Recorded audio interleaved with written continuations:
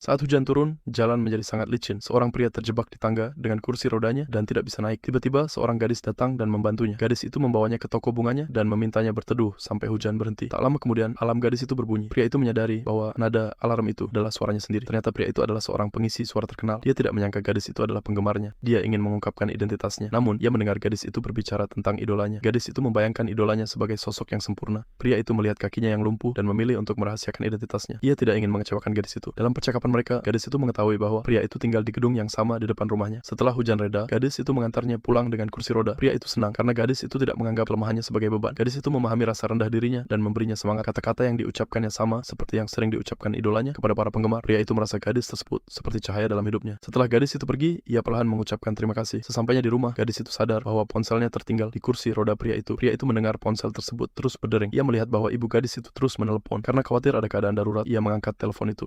Begitu mendengar suaranya, ibu gadis itu mengira dia adalah pacarnya. Keesokan harinya, gadis itu datang untuk mengambil ponselnya. Namun, ia tidak tahu di lantai mana pria itu tinggal. Ia pun berpakaian seperti Santa Claus dan mengetuk setiap pintu. Akhirnya, di lantai 13, ia menemukan pria itu.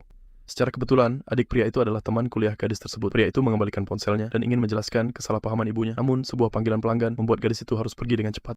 Ia menyadari bahwa sang kakak menyukai gadis itu. Karena itu, ia sengaja memesan bunga dari toko gadis tersebut. Ia bahkan berbohong bahwa kakaknya sedang sakit demam. Gadis itu pun datang untuk merawatnya. Di kamar itu, ia melihat banyak barang edisi terbatas milik idolanya. Untuk menyembunyikan identitasnya, pria itu mengaku hanya seorang penggemar. Tiba-tiba, ibu gadis itu menelepon lagi. Mereka bertanya mengapa ia tidak pernah menceritakan tentang pacarnya. Gadis itu sendiri sangat kebingungan. Pria itu lalu menjelaskan semuanya kepada ibunya. Setelah telepon ditutup, gadis itu mendekatinya. Lalu ia bertanya, "Bisakah kamu berpura-pura menjadi pacarku? Jangan lupa like dan subscribe untuk part 2."